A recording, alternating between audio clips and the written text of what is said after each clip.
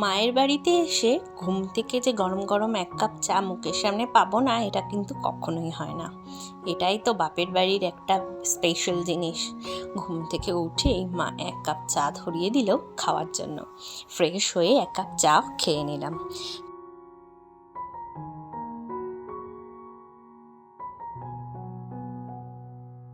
তো হ্যালো সবাইকে, কেমন আছো তোমরা সবাই? আশা করছি তোমরা বেশ ভালো আছো। আমি কিন্তু বেশ আছি। বাপের বাড়ি এসেছি বলে কথা, তাই না? বেশ তো থাকতেই হবে।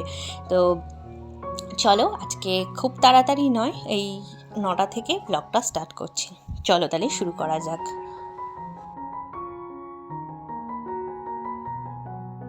7টার সময় ঘুম থেকে উঠে পড়েছিলাম, কিন্তু মামামের সাথে মশারির ভেতরেই অনেকক্ষণ শুয়েছিলাম। মামামও আজকে অনেক তাড়াতাড়ি উঠে পড়েছে। উঠে পড়েই বলছে, দিদা জল দাও, দিদা জল দাও। তো জল টল খেয়ে মামাম ফ্রেশ হয়ে গিয়ে এই যে ও একটুখানি মানে কৃষ্ণ গান চালিয়েছি, ও বসে বসে দেখছে। দেখে ওকে রেখে মা এদিকে সকালবেলা স্নান করে নিয়েছে আর ভূমির যত জামা কাপড় ছিল কেচে দিয়েছে। আর মা কী করে, মানে যখন বিকেলে জামা কাপড় তোলে, ক্লিপগুলোকে এই মগটার মধ্যে তুলে রাখে। তো ভালোই হয়। আর এদিকে ভূমির জামা কাপড়গুলো মেলে দিচ্ছি আর ক্লিপ দিয়ে আটকে দেবো, কারণ বেশ হাওয়া দিচ্ছে। তোমরা দেখতেই পাচ্ছ আমার পেছনে কতটা হাওয়া দিচ্ছে। পুকুর পাড়ের দিকটা তো হাওয়াটার জন্য বেশি দেয়। তার জন্যই আমি ক্লিপগুলো ভালো করে আটকে দিচ্ছি আর জামা কাপড়গুলো মেলে দিচ্ছি। ভালোই হয়েছে, মা সকাল সকাল জামা কাপড়গুলো কেচে দিয়েছে। এতে কি হবে, তাড়াতাড়ি করে শুকিয়ে যাবে। কারণ বাড়ির মতো তো না যে এখানে অঢেল প্যান্ট জামা নিয়ে এসেছি, প্যান্টগুলো তাড়াতাড়ি শুকিয়ে গেলে ও আবার পরতে পারবে। এটাই হচ্ছে সুবিধা তাড়াতাড়ি কাচার। তো ভালো করে যেগুলোতে জল আছে চিপড়ে চিপড়ে মেলে দিলাম। ওদিকে গিয়ে আবার একটু দেখেও এলাম যে মামা আসছে নাকি ওপরে। আমি যেহেতু ওপরে এসেছি তো তাই ওপরে আসছে নাকি দেখলাম। তো চলো তাড়াতাড়ি করে মেলে নিলেই একটুখানি তোমাদেরকে দেখাবো বাড়ির আশেপাশের কী অবস্থা, সেটাও তোমাদের দেখাবো। আর এদিকে বৌদি কিন্তু নিচে, দাদাও নিচে, বৌদিও নিচে, আমি এখন ওপরে এসেছি। তো চলো, মেলা টেলা হয়ে গেল, এবার তোমাদেরকে দেখাই বাড়ি চারিদিকটার কী অবস্থা।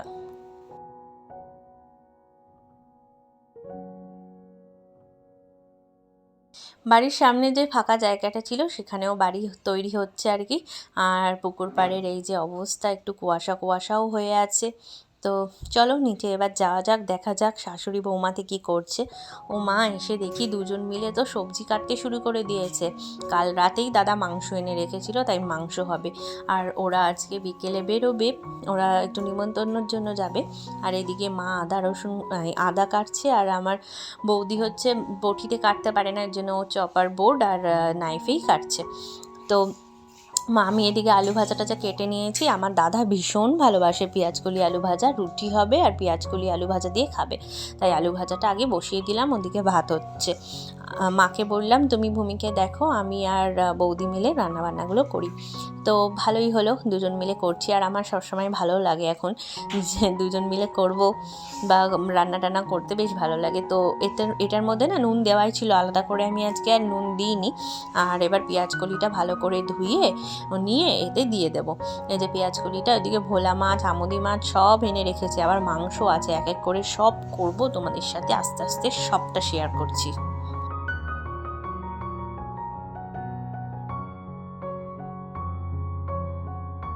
পেঁয়াজকলিটা ভালো করে কেটে নিয়েছি, এবার দিয়ে দিলাম। এবার ভালো করে নাড়াচাড়া দিয়ে নিয়ে এবার এটা হতে থাক। তার মধ্যে দেখি কি করা যায়।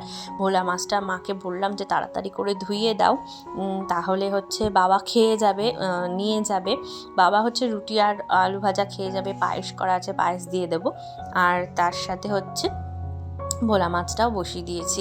এদিকে আমি দুটো মাছ ধুয়ে নিলাম বাবার মতো, মা আসলে আবার ধুয়ে দেবে। আর এদিকে পেঁয়াজকলি আলু ভাজাটা একটু নাড়ছি, আর ওইদিকে হচ্ছে কড়াই বসিয়ে দিয়েছি ভোলা মাছ ভাজার জন্য। এই যে তেল দিয়ে দিলাম কড়াইয়ে, তেলটা গরম হতে থাক। তো দুটো মাছ আমি ধুয়ে তারপরে হচ্ছে মাছ দুটো ভেজে নেব।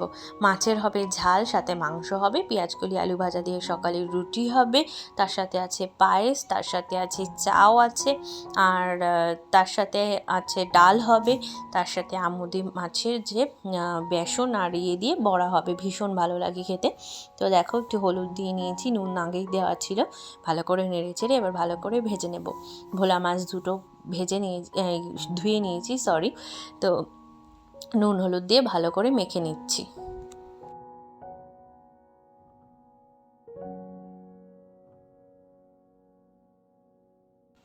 ভালো করে নুন হলুদ দিয়ে মেখে এবার কড়াইতে ছেড়ে দেব। মাছটা ভালো করে ভেজে নিই, তারপরে সর্ষে দিয়ে হবে ভোলা মাছের ঝাল।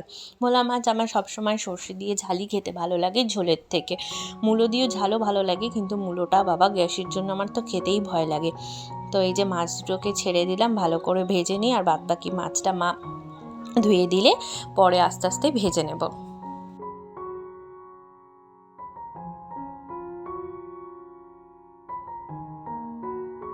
মা ওদিকে ভেজে দিচ্ছে মাছগুলো, আর আমার হচ্ছে পেঁয়াজকলি আলু ভাজা হয়ে গেছে, সেটা আমি নামিয়ে নিচ্ছি। আর এদিকে দুটো ভোলা মাছও আস্তে আস্তে ভাজা হচ্ছে। মার মাছটা ধোয়া হলে আরও ভোলা মাছগুলো এক এক করে ভেজে নেব।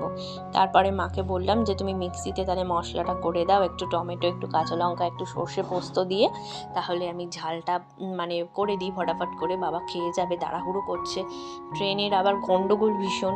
তো মানে ভীষণ একটা তাড়াহুড়ো হট্টগোলের মধ্যে এখন মানে করছি, তার মধ্যেও ব্লগটা করছি, যেহেতু তোমাদের সাথে কিছু শেয়ার না করলে তো আমার ভালোই লাগে না, ওর জন্য।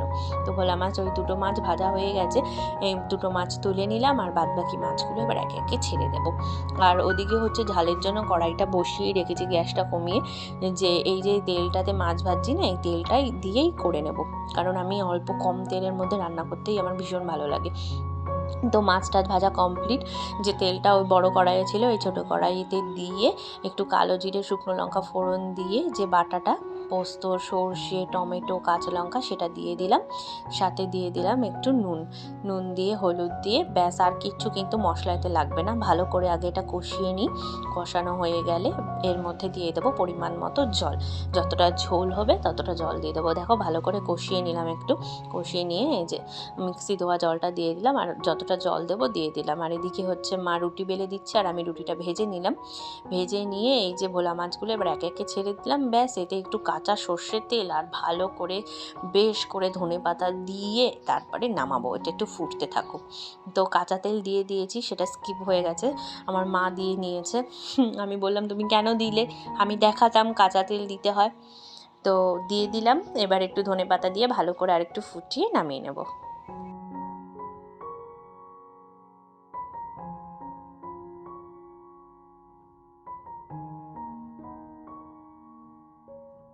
এদিকে ভোলা মাছ হয়ে গেছে, এদিকে মাংস ম্যারিনেশন হচ্ছে। প্রথমেই আমার বৌদি করবে আজকে মাংস।